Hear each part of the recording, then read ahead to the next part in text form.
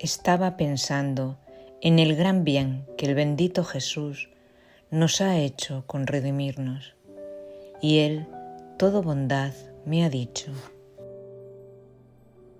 Este extraordinario numeral se ha abierto con un acto simple, profundo, con un pensamiento recogido en el alma de Luisa, que se detiene a ponderar el bien inmenso recibido en la redención.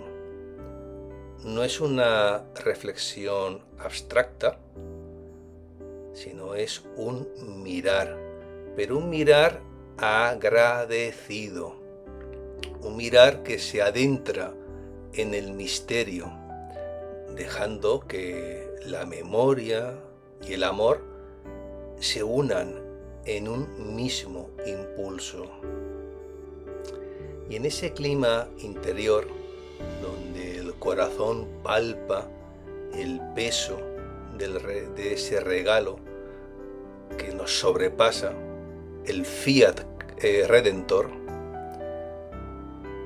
en ese clima el Señor mismo irrumpe.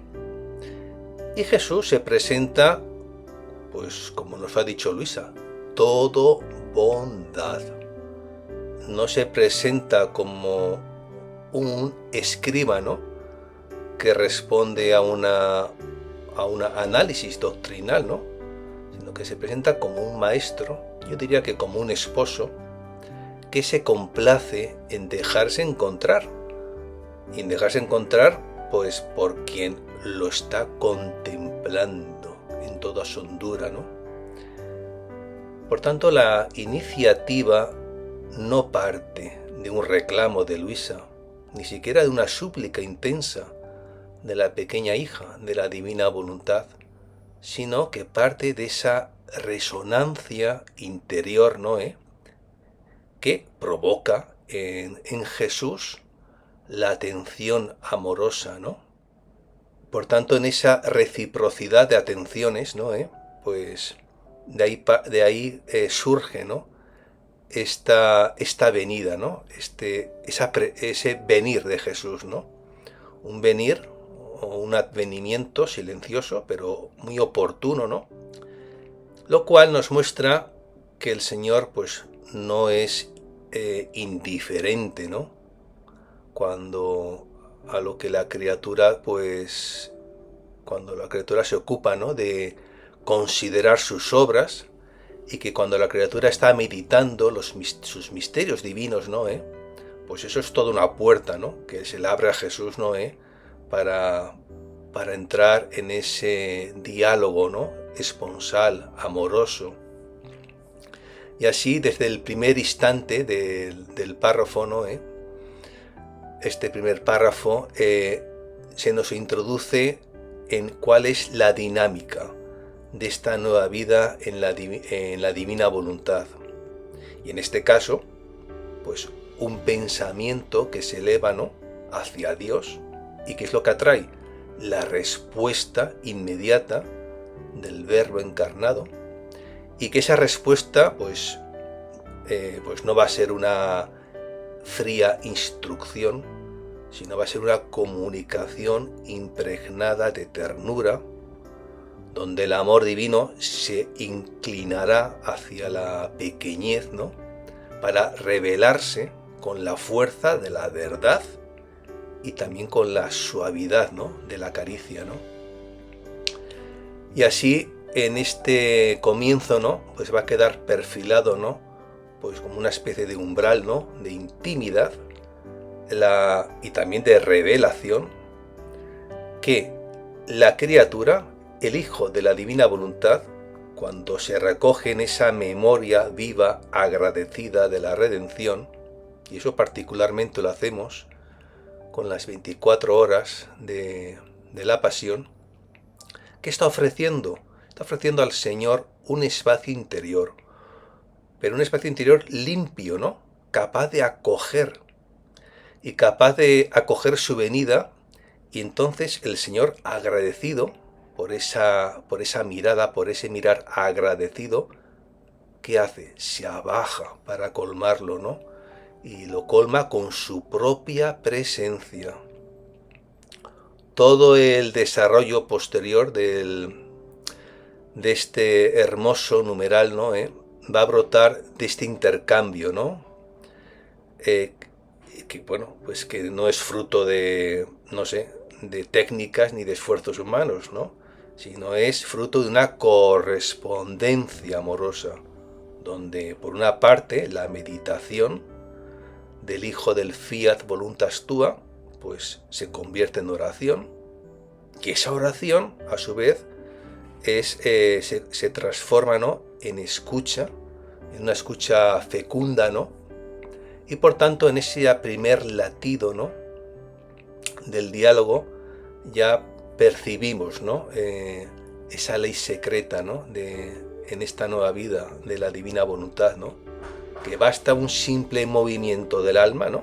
Que tienda hacia lo alto, hacia los bienes de arriba, ¿no?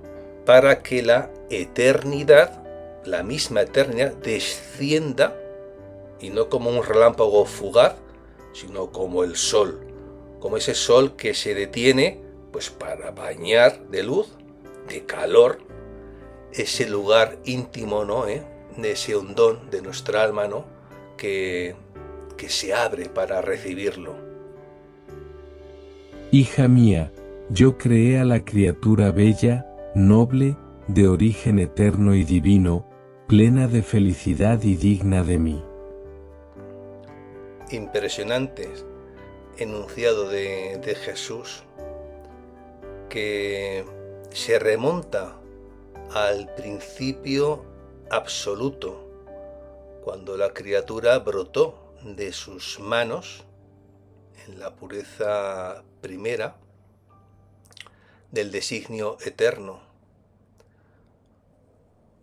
No fuimos concebidos de una forma mediocre ni destinados a un destino incierto. Fuimos concebidos bellos, bella en su forma, ¿no? Noble en su condición, y con una raíz que se hunde en el mismo seno de Dios. Y ese origen eterno, divino del hombre, pues no es un adorno poético, sino una verdad ontológica.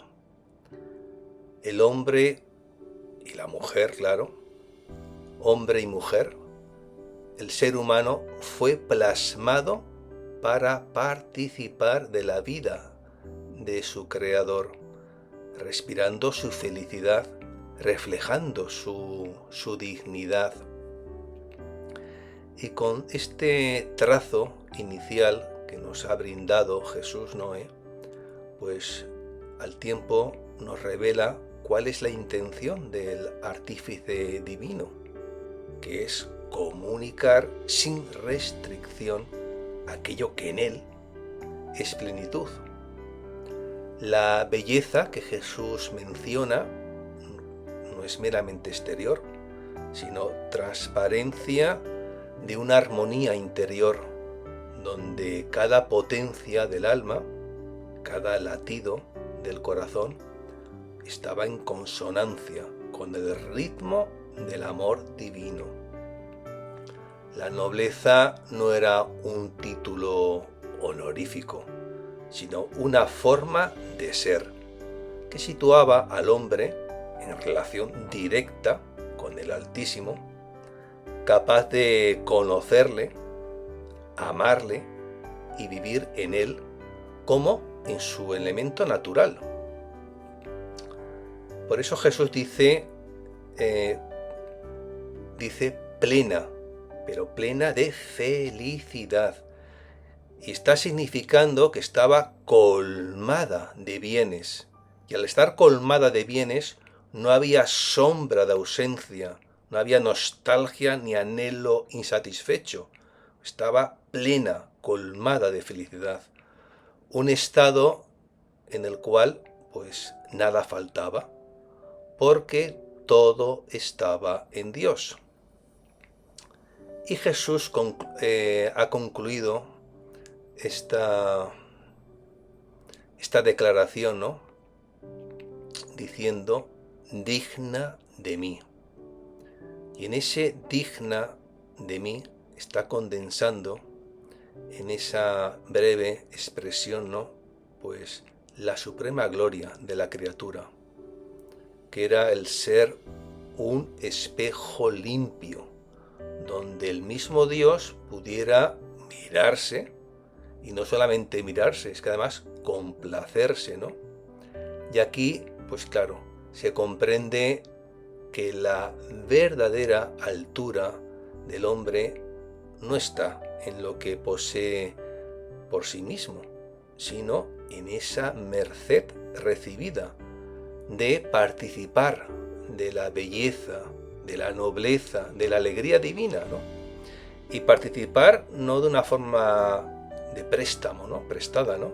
Sino como propias en virtud de esa comunión incesante con el Creador. De ahí que, claro,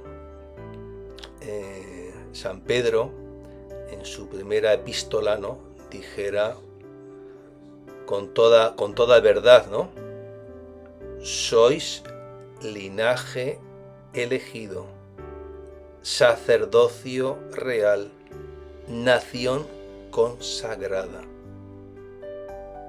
El pecado la derribó de esta altura y la hizo caer hasta el fondo, la desnobleció, la deformó y la volvió la criatura más infeliz, sin poder crecer, porque el pecado le impedía el crecimiento y la cubría de llagas, que daba horror el solo verla.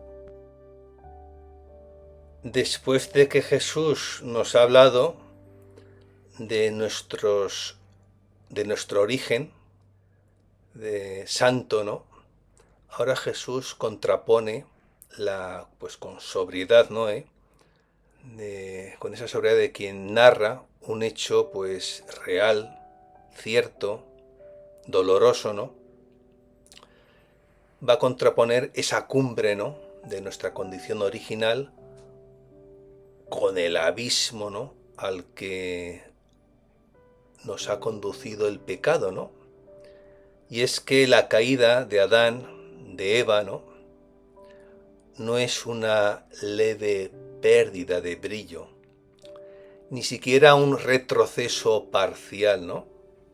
Es un derribo, y un derribo desde aquella cumbre, de aquella altura misma, ¿no?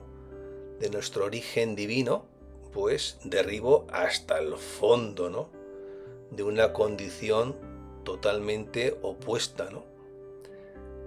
Y aquí, cuando Jesús emplea el verbo derribar, está sugiriendo violencia, fractura, es decir, que lo que estaba erguido, estable, se desploma. Y se desploma, y en ese desplome, ¿no? Lo hace no por un desgaste natural, ¿no? Sino por un acto que quiebra el vínculo vital con el Creador. Y esta caída no solo disminuye la nobleza, sino que es que la desnoblece. No solo empaña la belleza, sino que la deforma. El pecado lo que opera es una total inversión, ¿no? Lo que fue trazado para reflejar a Dios, ¿no? Se convierte en una figura irreconocible, una figura que está privada totalmente de armonía y ya no contiene en sí esa proporción original. Y la desgracia no queda ahí. La criatura queda incapacitada para crecer. El movimiento ascendente, ¿no? Que la impulsaba hacia la plenitud se corta de raíz. Y sobre esa inmovilidad, pues ¿qué pasa? Pues se cierne la herida abierta de un deterioro progresivo, ¿no? Por eso Jesús lo ha dicho así, cubierta de llagas. Y esta imagen evoca al libro de la profecía del profeta Isaías, ¿no? Que en su primer capítulo, ¿no? Dice: la cabeza está herida, el corazón extenuado, de la planta del pie a la cabeza. No queda parte ilesa, heridas y contusiones, llagas abiertas, no limpiadas, ni vendadas, ni aliviadas con aceite. En una palabra, la humanidad se presenta a los ojos del Creador como un ser que provoca horror por su deformidad, no porque Dios la rechace, sino porque la belleza que Él imprimió ya no brilla. Está sustituida por las huellas de una autodestrucción interior. Y aquí se despliega el verdadero drama del pecado. El pecado no solo ofende a Dios, el pecado es que desfigura al hombre. El pecado anula su capacidad de recibir vida divina y de dar vida divina. Ahora, mi redención rescató a la criatura de la culpa. Con esta solemne afirmación, Jesús va a introducir pues un giro decisivo, ¿no? El giro decisivo de la historia humana, el paso de la ruina a la restauración. No se trata de un simple alivio moral ni de una reparación parcial, sino de un rescate real que arranca a la criatura del dominio de la culpa y la reintegra en la esfera de la vida divina. La palabra rescatar evoca precio pagado, evoca acción eficaz. No es el hombre quien escala de nuevo a la altura perdida, ¿no? Sino es Dios quien desciende y desciende hasta el fondo para tomarlo en sus manos y levantarlo, alzarlo. El contraste es absoluto. Donde el pecado había quebrado el vínculo y paralizado el crecimiento, la redención vuelve a infundir movimiento, la redención vuelve a infundir esperanza. Donde las llagas habían cubierto toda la figura, el amor del Redentor se dispone a tocarlas para transformarlas en señales de gloria. Y aquí la omnipotencia se reviste de ternura y todo ese poder creador se une al amor reparador, ¿no? Y al situar la redención, pues inmediatamente después de haber descrito la caída, ¿no? Jesús revela que su respuesta al pecado no es la destrucción del culpable, sino la búsqueda, y una búsqueda apasionada del hijo perdido, de ese hijo pródigo, ¿no? Y ese descenso del Verbo hecho carne, pues no es un episodio aislado en el tiempo, ¿no? Es toda una expresión visible de una voluntad eterna, de salvar, de restaurar, de elevar a costa de sí mismo, ¿no?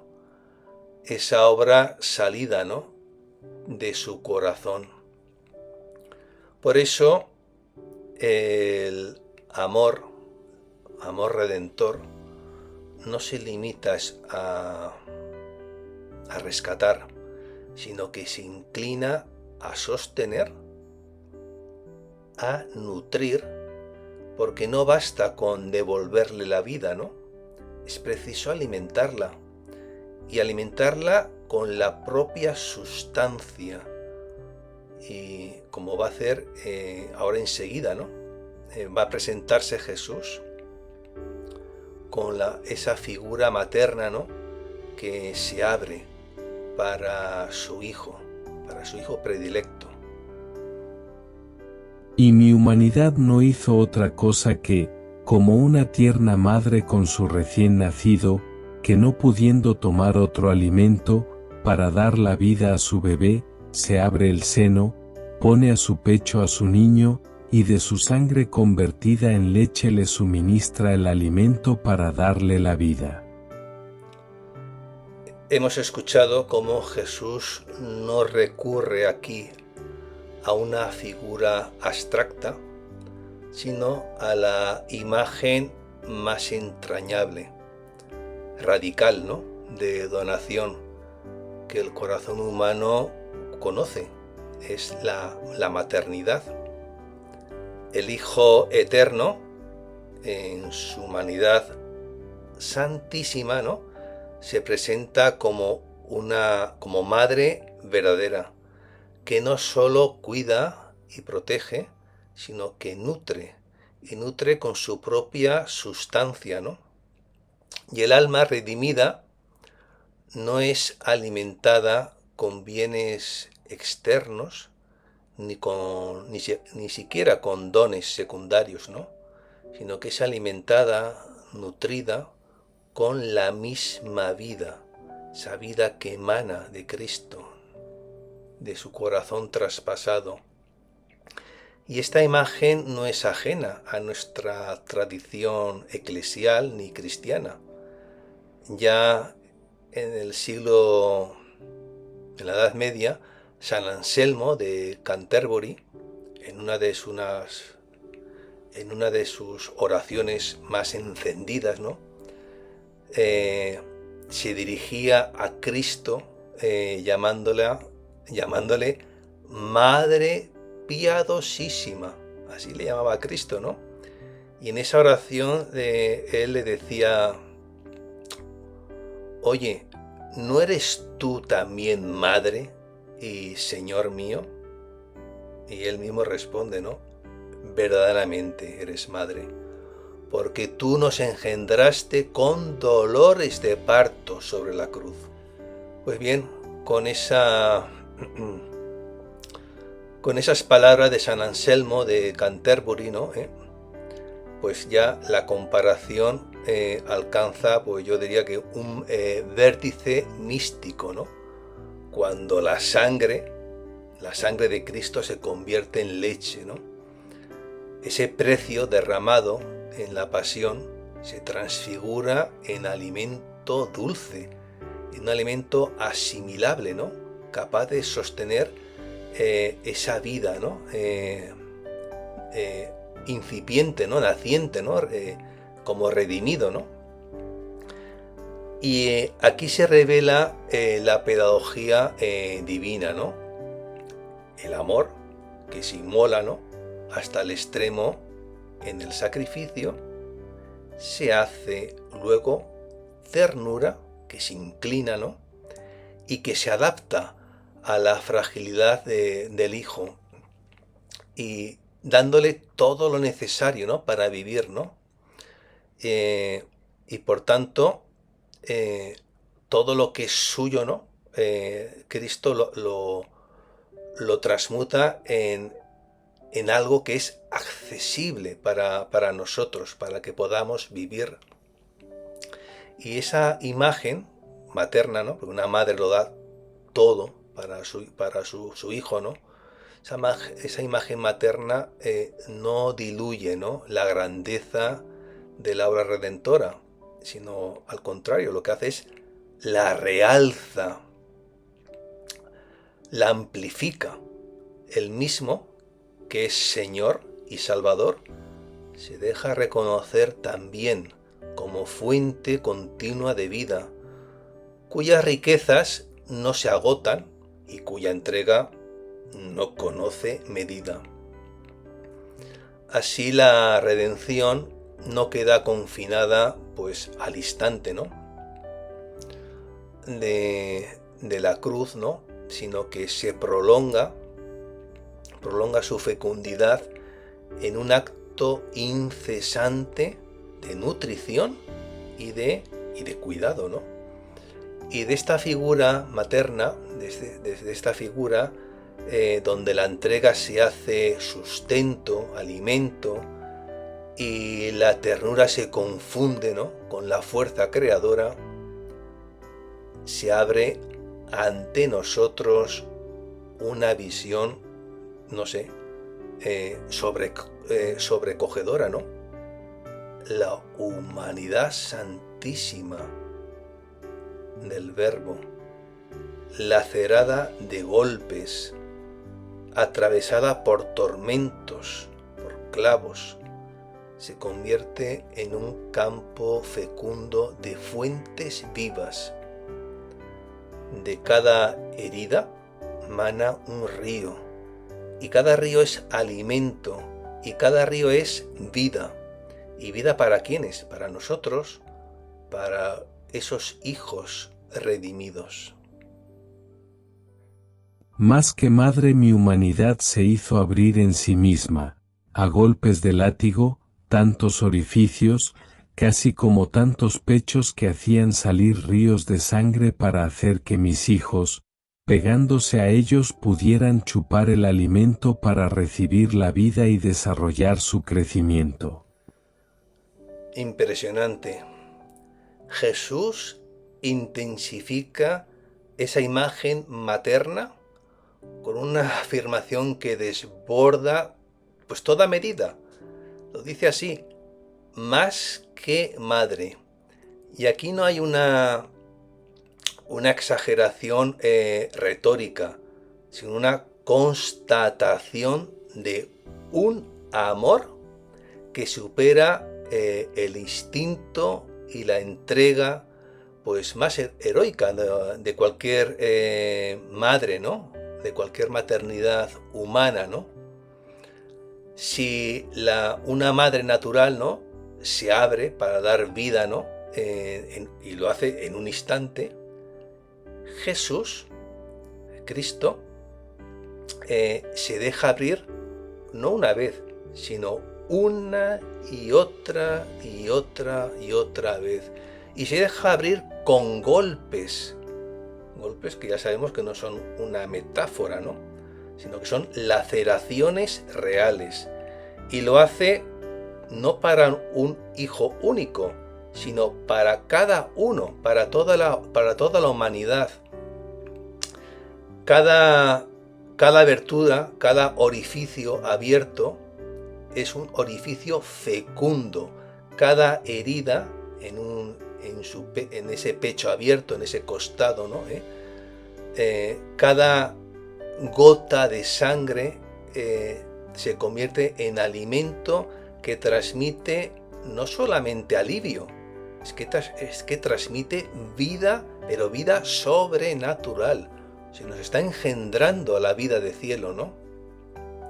Y es todo un cuadro, ¿no?, en el que la violencia de la pasión se transfigura en un acto generador. Lo que a los ojos del mundo, pues claro, una cruz que es derrota, humillación, ¿no?, En la lógica del reino, en la lógica del amor redentor, es parto, y parto múltiple, un parto capaz de, además de nutrir a todos y de una manera inagotable, ¿no? La sangre que brota de Cristo, convertida en leche vivificante, no solo redime, sino que alimenta, fortalece y hace crecer. Como dice San Pablo en la carta a los Efesios, dice así: crecer hasta dónde, ¿no?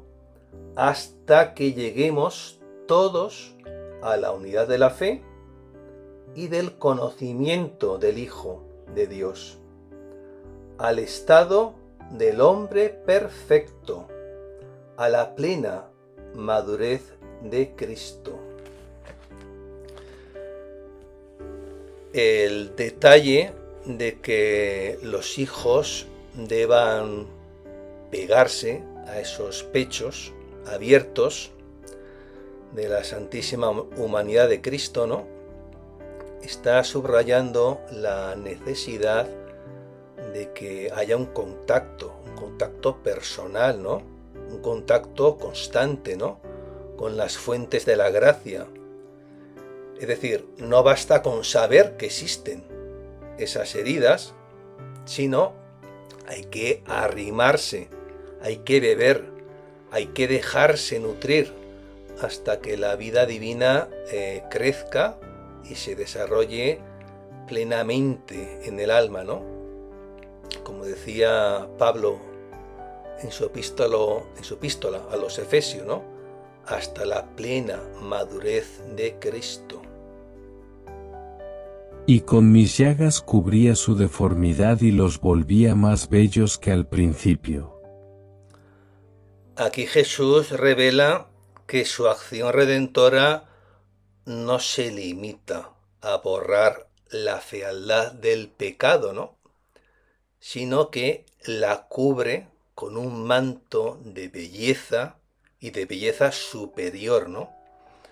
Las llagas, que a ojos humanos son signos de dolor, de oprobio, en la lógica del amor divino, se convierten en ornamentos preciosos, capaces de transformar lo deforme en algo digno de contemplación.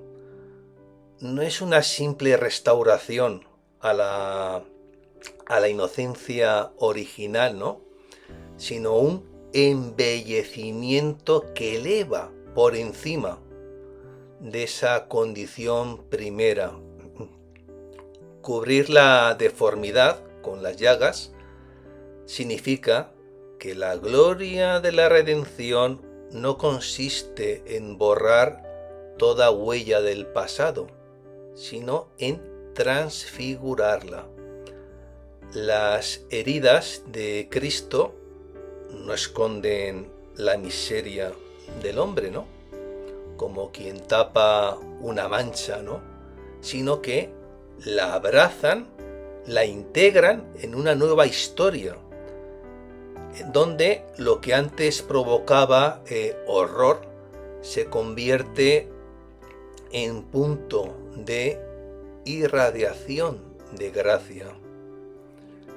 El resultado es que la criatura, antes caída y desfigurada, pues no solo recupera su dignidad, sino que recibe un adorno que no poseía ni en el momento de su creación. ¿Y qué adorno es ese?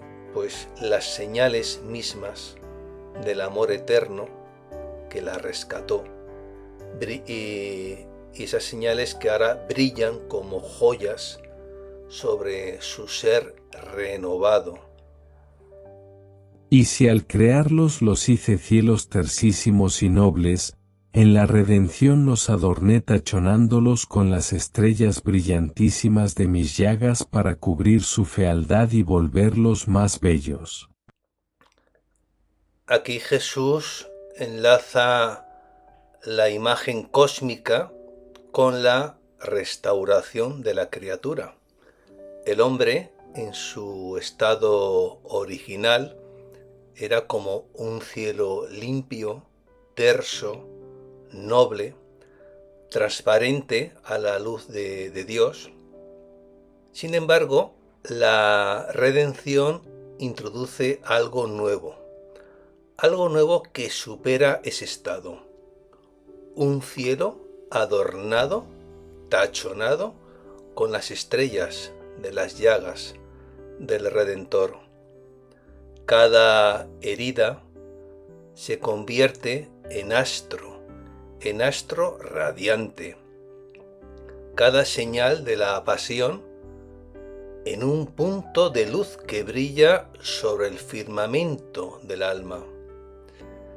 Y esta imagen revela que la belleza adquirida en la redención no es uniforme ni plana, sino una constelación de luces que tienen su origen,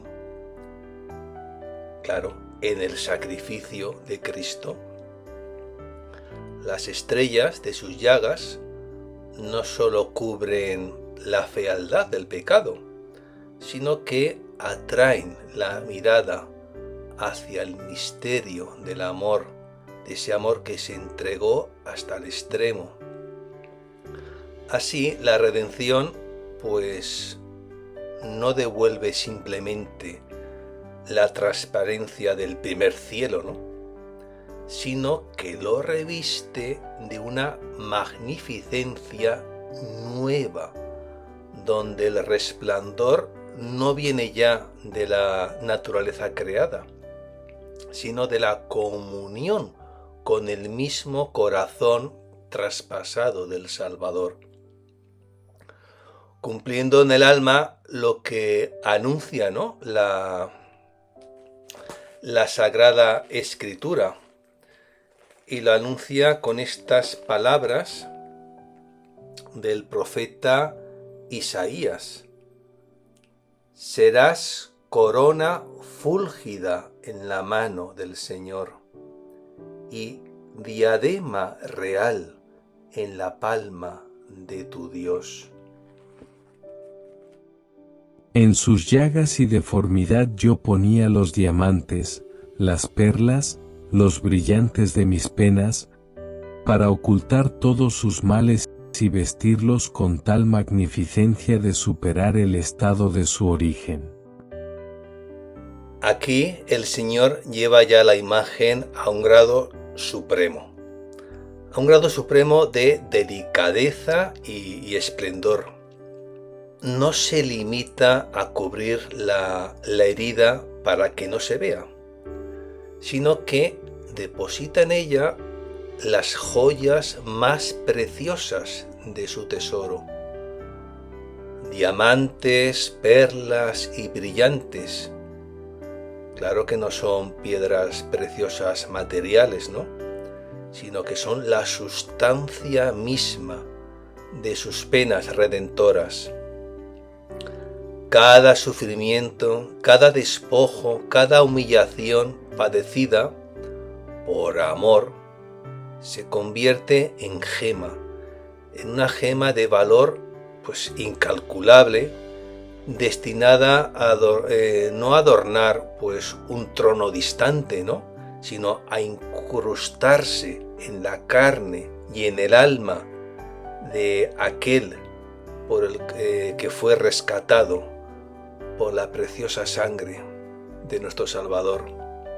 Y esta acción no es meramente estética, es profundamente teológica. Significa que la gloria del redimido no se obtiene al margen de la cruz, brota de la cruz misma. Las perlas nacen, ya sabemos que las perlas nacen en una ostra herida, ¿no? Los diamantes se forman bajo presión extrema, ¿no? Y los brillantes se tallan con golpes que liberan su luz, ¿no? Pues así también las penas de Cristo, sufridas con paciencia infinita, se transforman en piedras vivas que revisten a la criatura. Lo que antes era señal de derrota, se convierte en insignia de victoria. Lo que mostraba vergüenza se torna estandarte de dignidad. El Señor no solo embellece, sino que es que sobrepasa el estado originario. Nuestro rostro original lo sobrepasa, ¿no? Porque la criatura no regresa simplemente al Edén, sino que es elevada a una condición donde lleva sobre sí las señales visibles del amor redentor. Su hermosura ya no es solamente, ¿no?, una obra perfecta salida de las manos del Altísimo, las manos del Creador, sino que su belleza, además, es la de un ser que ha sido amado hasta la entrega total y que porta como galas las huellas de ese amor divino. Por eso con razón la Iglesia dice: feliz culpa, porque por la culpa vino la redención, y mi humanidad no solo los alimentó con su sangre, no solo los vistió con su misma persona y los adornó con su misma belleza, sino que mis pechos están siempre llenos para alimentar a mis hijos. De ahí que con razón la Iglesia proclama en ese pregón de la noche pascual: oh feliz culpa que mereció tal y tan grande Redentor, porque no es un alivio simbólico ni un adorno litúrgico, sino es el estremecimiento, ¿no? Un estremecimiento agradecido de la esposa, la Iglesia, ¿no?, que contempla cómo la herida del pecado se ha convertido en umbral para recibir al divino esposo, que se entrega totalmente, enteramente. Y Jesús hace suya esa proclamación pascual y la aplica al alma redimida, mostrándole que el mal que la abatió ha sido ocasión para vestirla con su persona. El pecado que nos desnobleció, pues ha sido ocasión para adornarla, ¿no?, con la hermosura del mismo Cristo, ¿no?, y para sostenerla con su propia vida, la vida ya del glorificado, ¿no?, del resucitado, ¿no? Por eso esa feliz culpa que anuncia, ¿no?, se anuncia la Noche Santa,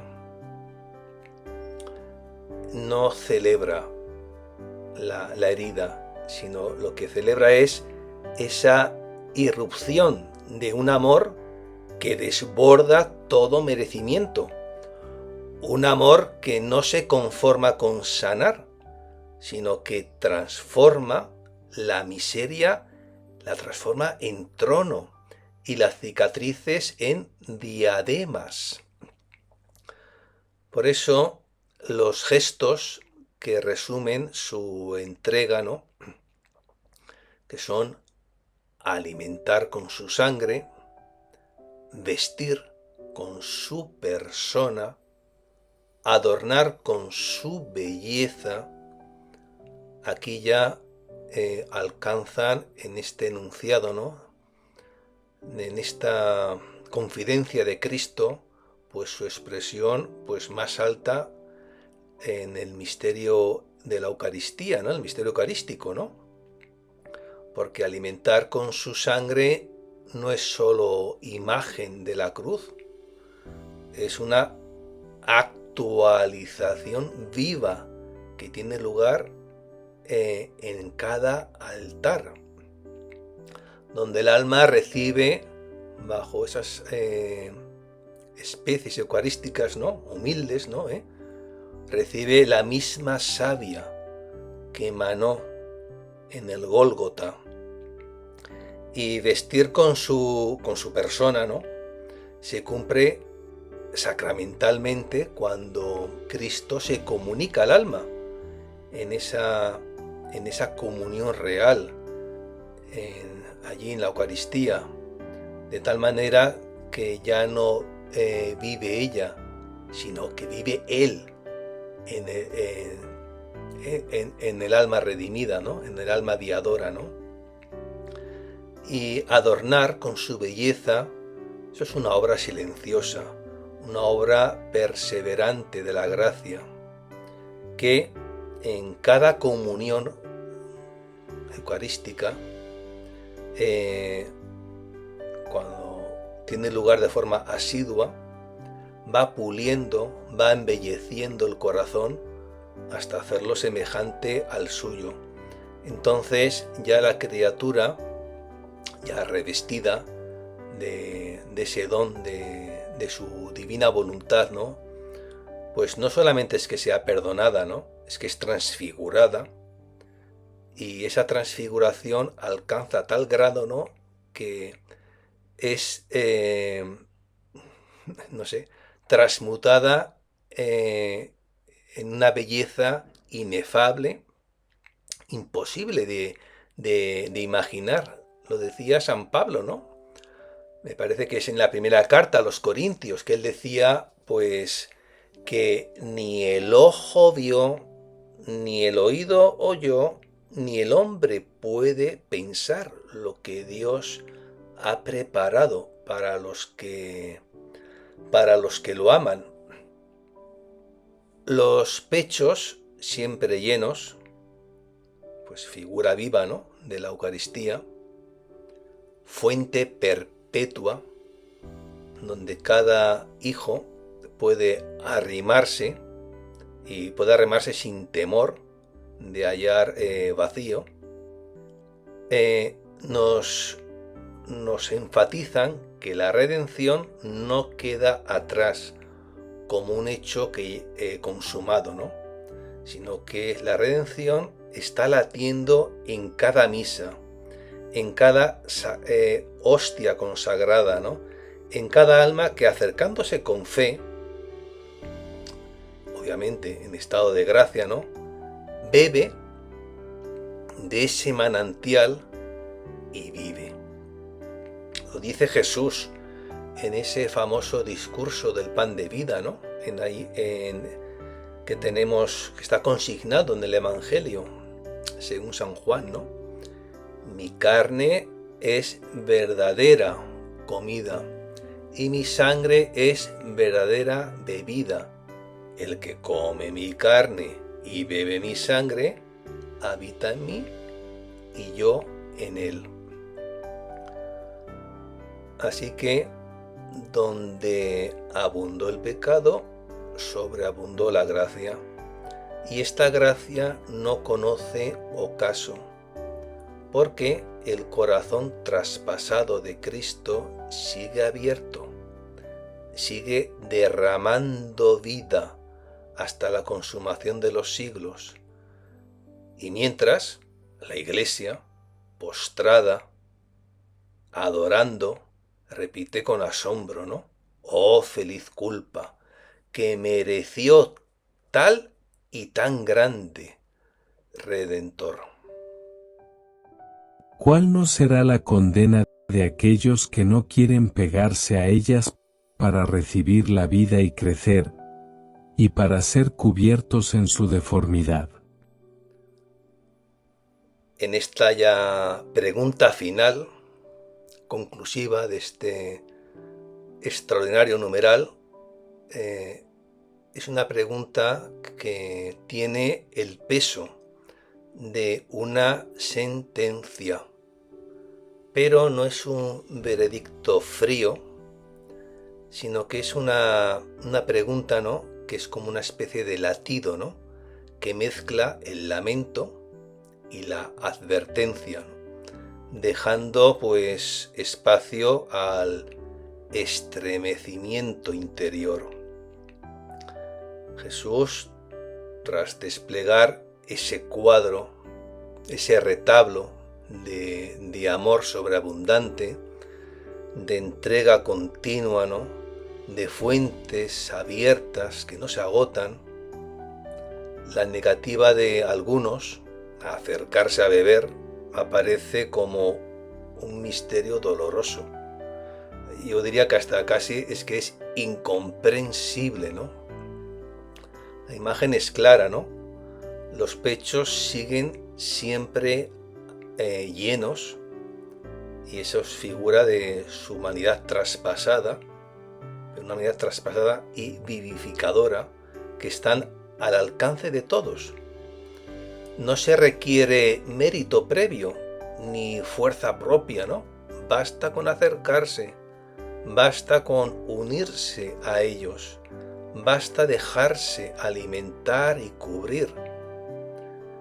Rehusar ese gesto, ¿no?, es en la lógica del reino, ¿no?, rechazar la vida misma. No es simplemente despreciar un bien ofrecido, ¿no?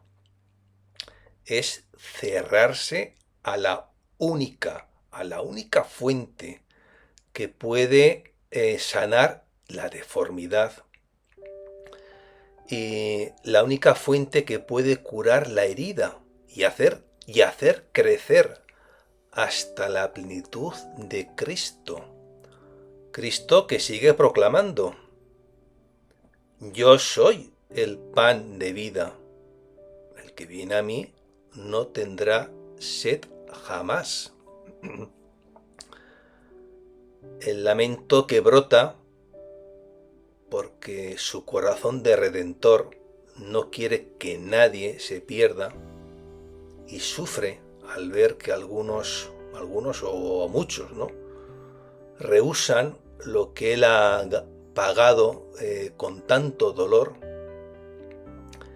Esa advertencia, pues ese lamento o advertencia, ¿no?, no se impone, ¿no?, porque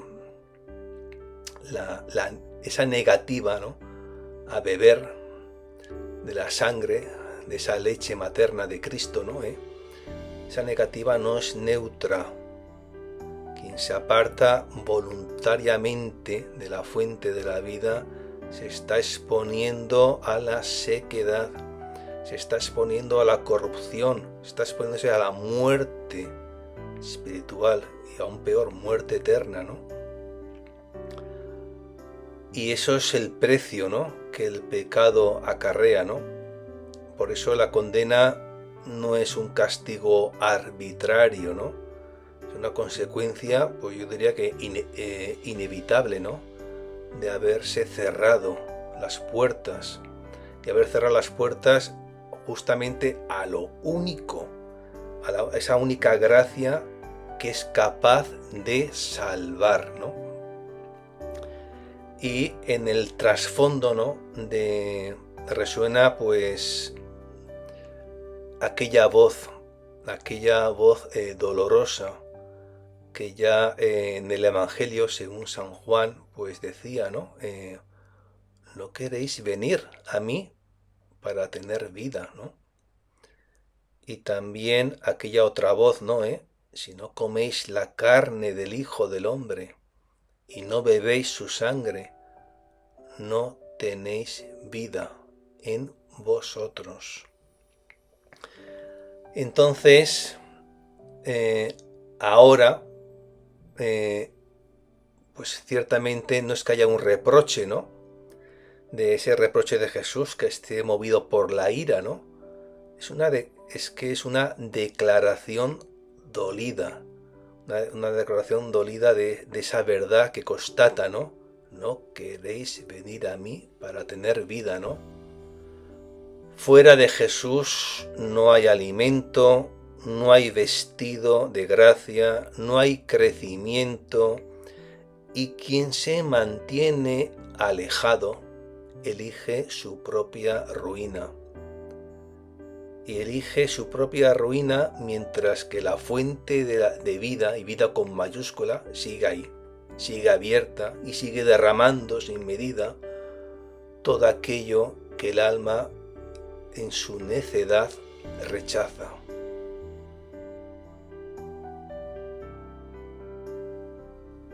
Para ya finalizar, como una especie de epílogo que vaya recapitulando, ¿no?, todo este extraordinario numeral, ¿no? Lo primero es que hemos contemplado cómo en él se ha alzado un retablo viviente donde han convergido los tres grandes misterios del ser humano. Primero, su origen luminoso, posteriormente su ruina por la caída, ¿no?, y posteriormente su restauración, una restauración sobreabundante en Cristo. Y ya desde la primera pincelada, ¿no?, de este numeral, ¿no?, Jesús nos ha recordado que el hombre, tal como salió de sus manos, era bello, noble, nacido de un designio, no del azar, de un designio eterno, divino. Sin embargo, la luz de esta primera aurora, ¿no?, quedó, pues bueno, violentamente eclipsada por la caída. Una caída que lo desnoblece, lo deforma y lo hace incapaz de crecer, cubierto de llagas que claman por una mano que las toque sin horror. Y es entonces cuando irrumpe el prodigio de la redención.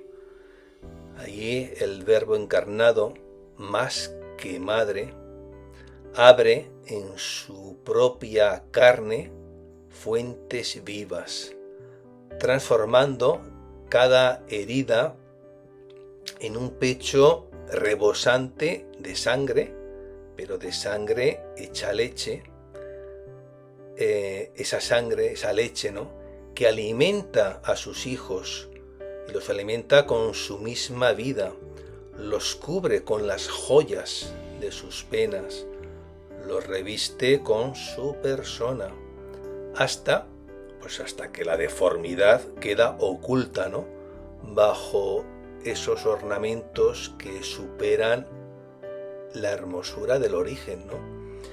Y en ese revestimiento, ¿no?, fulge el grito pascual de la Iglesia: ¡oh feliz culpa!